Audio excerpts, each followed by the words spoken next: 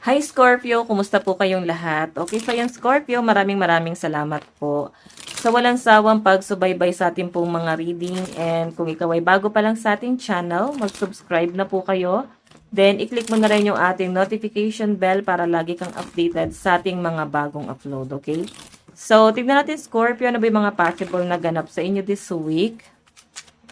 Scorpio, Sun, Moon, Rising, and Venus sign. Scorpio, Sun, Moon, Rising, and Venus sign.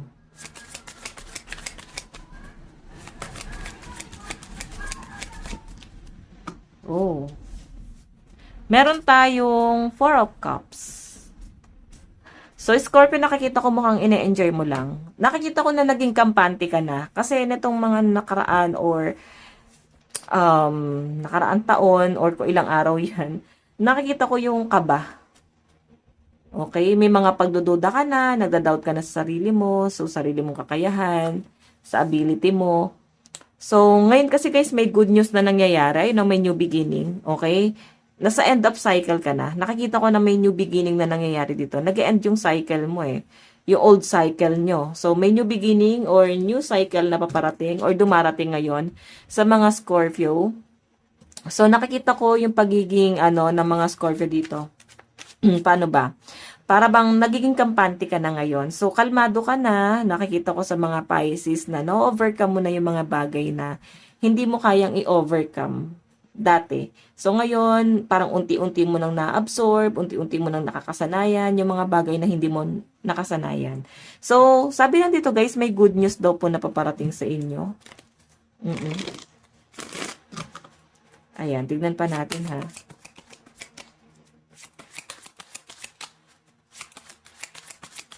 Additional message. Oops. Meron tayong Nine of Cups. Ito naman guys, wish fulfillment, no? So, I think may wish fulfillment na nangyayari sa mga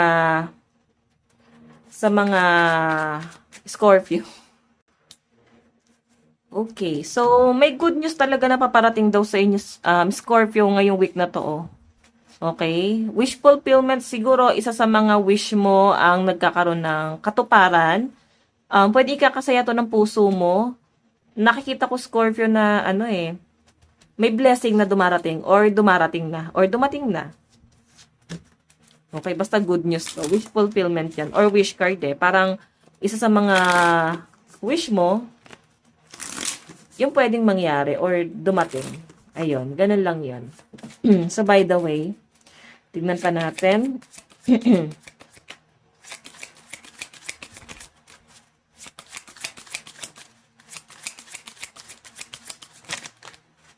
Meron tayong,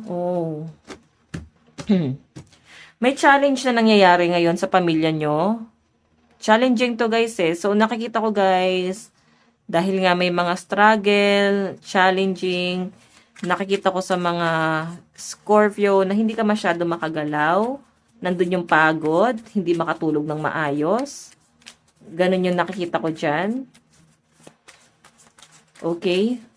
So, sacrifice para sa inyo guys kung ano man yung mga nangyayaring struggle sa family, no?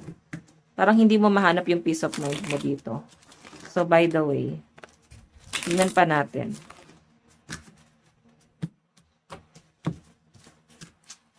Okay, tignan pa natin.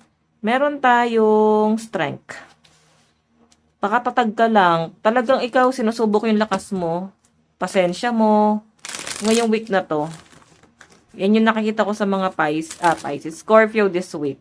Susubukin ka eh. Then, sa family yung nakikita ko dito, may hamon. May, may challenge. Conflict. Okay? So, konektado to guys sa love life mo. Pwedeng sa love life mo is against yung family mo, yung sa person mo, or pwedeng ikaw ay sa'yo ng family. So, may mga ganon. Kaya guys, medyo challenging talaga yung mga nangyayari. Or pwedeng maganda. Tignan pa natin ha. So, isa-shuffle ko na lang siya guys kasi halo-halo yung energy mo. Nandun yung career, nandun yung love life. Okay, so sige, doon tayo sa love life mo muna. Okay. So, meron tayong, parang may magpapagawa ng bahay. Plano niyo ba ng person mo or bumili ng something property? May nakikita ako dito eh. Again, additional message. Meron tayong Three of Cups. Celebration to, guys. Parang meron kayo sa celebrate. Parang ano ba? Okasyon eh. May magba-birthday. May nakikita ko dito, Pisces, na parang ikagagalak mo talaga. So, this week, guys, hindi ganun kabigat. Yung mga challenge na nangyari dito, guys, I think na-overcome na siya. Okay, nasolusyonan na siya. Kaya siguro may celebration na nangyayari dito. Ayan, no. Okay, may mga taong parang bibisita or parang ko-congratulate. Ganon. So, lalo na guys sa mga, gumraduate or iba sa inyo guys, parang magta-take ng exam. So, kaya siguro may celebration is baka may good news na nangyayari pagdating sa inyong edukasyon, sa inyong pag-aaral, sa school.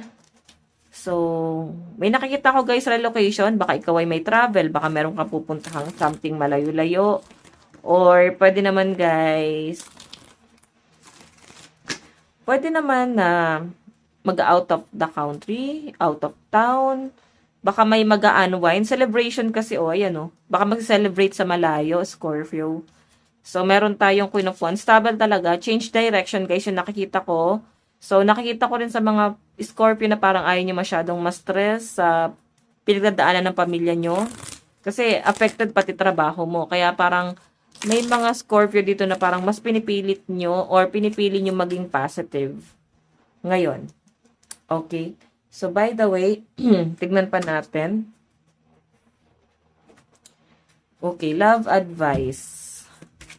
Love advice para kay Scorpio. Wait lang, guys.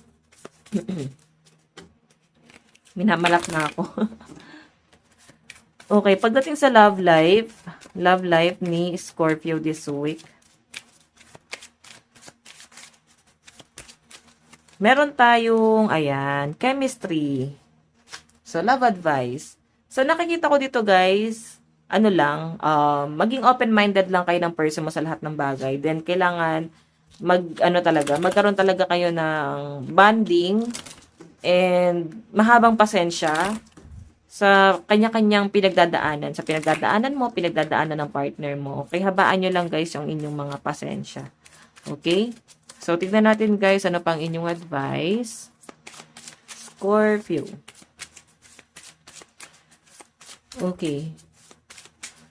Overall naman guys, pagdating sa career mo, parang kalmado naman yung nakikita ko eh. So sabi nga dito, may wish fulfillment, diba? Ibig sabihin, may good news na paparating. Sa relationship mo naman guys, parang medyo naitsapuera ka lang. Pero nakikita ko naman mahal ka ng person mo. Baka may pinagdadaanan lang na problema yung person mo. Medyo emotional yung person mo. Especially kung yung problema niya guys is a family. Diba? So ikaw, affected ka dito kasi hindi ka napapahinga. Oo. Advice. Meron tayong fill your heart with laughter and kindness. Ayan, sinasabi lang dyan guys.